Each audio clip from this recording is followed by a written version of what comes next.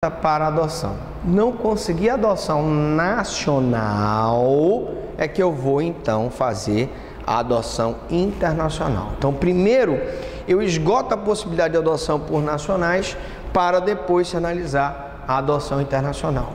Não posso de maneira nenhuma colocar a carroça na frente dos bois, tentar fazer uma adoção internacional sem antes colocar aquela criança para o cadastro da adoção nacional.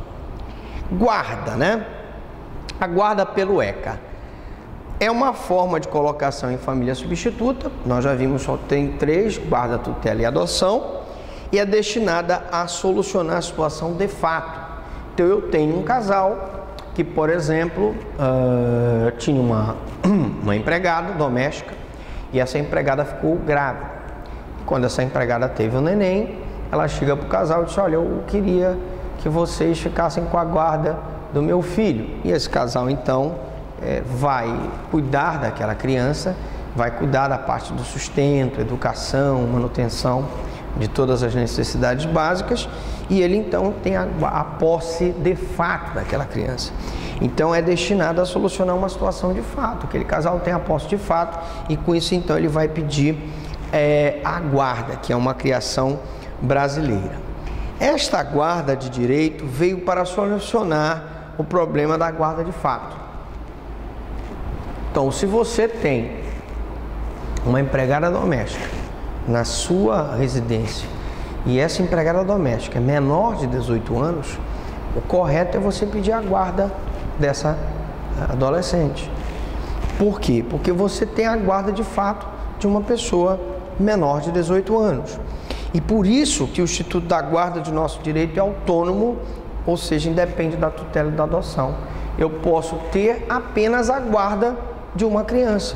Não tenho interesse em adotar aquela criança, né? Existem muitos avós que, por terem melhores condições financeiras do que os próprios filhos, eles vão lá e adotam aquela criança. Eles pedem a guarda daquela criança, que eles não podem adotar a criança porque são avós, estão impedidos de adotar. Então eles ficam só com a guarda. E por isso que o Instituto da Guarda do nosso direito é autônomo em relação à adoção, em relação à tutela. A criança ou adolescente pode ficar sob a guarda até os 18 anos. Nós já explicamos que a guarda é um instituto previsto no ECA e que o ECA ele só abrange situações em que adolescentes estão até 18 anos incompletos. A partir dos 18 anos, ele sai da abrangência do ECA. Mas eu expliquei também, nós temos duas situações em que mesmo depois de 18 anos eu posso aplicar o ECA, que é a situação da internação, que é uma medida socioeducativa privativa de liberdade do adolescente, que pode ser cumprida até os 21 anos, e temos a adoção, que quando o adolescente, a pessoa tem a guarda até os 17 anos, resolve adotar, mesmo que ele ultrapasse os 18 anos, aquela guarda anterior justifica uma adoção que ultrapasse os 18 anos. A partir dos 18 anos incompletos, a pessoa atinge a maioridade civil, seria a partir dos 18 anos completos, a pessoa atinge a maioridade civil e pode praticar os atos da vida civil, e a partir daí não abrange mais o ECA. O ECA não mais atinge aquela pessoa que já completou 18 anos e que já tem responsabilidade civil e criminal. O juiz pode cautelarmente, dentro de um processo de adoção ou tutela, deferir a guarda. Então eu posso ter uma ação de adoção, e numa liminar o juiz conceder a guarda. Nesse caso, a guarda é uma decisão liminar interlocutória naquele processo. Então, posso ter na adoção uma liminar de guarda ou no pedido de tutela uma liminar de guarda. Portanto, a guarda pode ser incidental no processo de tutela ou no processo de adoção e autônoma quando ela só visa mesmo dar a guarda àquelas duas pessoas que querem ser apenas guardiãs daquela criança, como é o caso dos avós, que por não poderem adotar, pedem a guarda dos netos. A guarda é sempre precária, ou seja, ela é a título temporário, precário, podendo ser sempre revogada por um juiz. Eu posso ter uma situação de um guardião que não está exercendo bem o poder de guarda e, portanto, eu vou ter essa situação. Enquanto o juiz não decidir, os direitos da guarda permanecem. E a guarda, gente, tem algumas características dos direitos e deveres da guarda. Primeira característica é a guarda não confere o poder familiar. Somente alguns aspectos dele. Então, como eu disse, um avô e uma avó que adotam, que pedem a guarda de uma criança porque não podem adotar, eles não têm o poder familiar se pedir a guarda. Poder familiar continua com o filho, com os pais daquela criança. Então, significa que uma pessoa pode ter pai e mãe e ter a sua guarda destinada a outra pessoa. Então, eu tenho aquele adolescente que está sob a guarda dos avós, mas tem o pai e a mãe dele. A guarda é compatível com o poder familiar, ou seja, pode existir poder familiar e guarda em pessoas diferentes. Então, eu tenho a pai e a mãe com a guarda, o poder familiar, e a guarda em favor dos avós.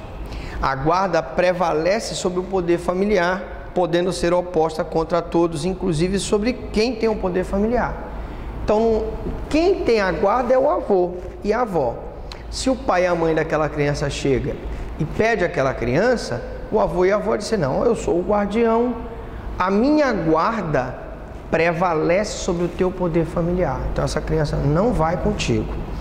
Segundo aspecto, a guarda só pode ser deferida pelo juiz, e aí o processo de guarda é um processo também que o constatado que aquela criança não está sob a guarda de fato daquele casal, e tendo anuência a mãe biológica e o pai biológico, o Ministério Público pode mover aquela ação de guarda, e naquela ação de guarda ele vai provar ao juiz que aquele casal está com a posse de fato daquela criança, vai ser ouvida a mãe biológica, vai ser ouvido o pai. Então vamos fazer aqui rapidamente, mais ou menos assim, né? Vou só apagar aqui que eu vou aproveitar isso aqui, né? Vou aproveitar esse esquema aqui. Então, gente, eu vou falar aqui. Aqui. Então, guarda, né? Eu tenho aqui uma doação, uma situação em que existe uma posse de fato de uma criança, certo? Essa posse de fato, constatada pelo Conselho Tutelar, ele faz um procedimento em que no estudo social do Conselho Tutelar, ele constata realmente que aquele casal tem. E caminha o procedimento para o MP, que entra uma ação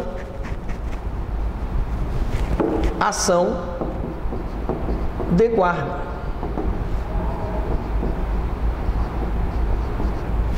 Eu vou só fazer aqui, porque aqui não seria citação, não seria contestação, tá? Eu teria a seguinte situação. Eu teria a intimação, né? Intimação, porque aqui, perante o Conselho Tutelar ou perante o Ministério Público, o pai e a mãe biológica consentem, né? Se eles consentiram com a guarda, vai ser movida a guarda pelo MP. Aqui vão intimar, intimação. No caso, vai ser ouvido o pai, né? E a mãe biológico, né? Posso ouvir também a criança, né? Vamos botar assim. Vamos ouvir aqui. Vamos ouvir a criança ou o adolescente. Vão ser ouvidos aqui o pai e a mãe, biológico, né? Vão ser ouvidas aqui as testemunhas que comprovam que o casal está com a guarda de fato daquela criança. E aqui os guardiães, né? Guardião, que é quem vai ser ouvido, porque é ele que tem a posse de fato. Vai ser feitas as razões finais, o juiz decide pela guarda, né? Então nós vimos aí rapidamente o trâmite da guarda.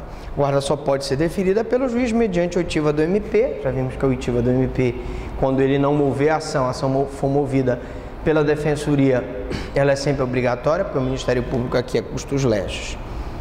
E na próxima aula nós vamos continuar falando sobre a ação de guarda. Pergunto, até aqui, alguma dúvida, alguma pergunta?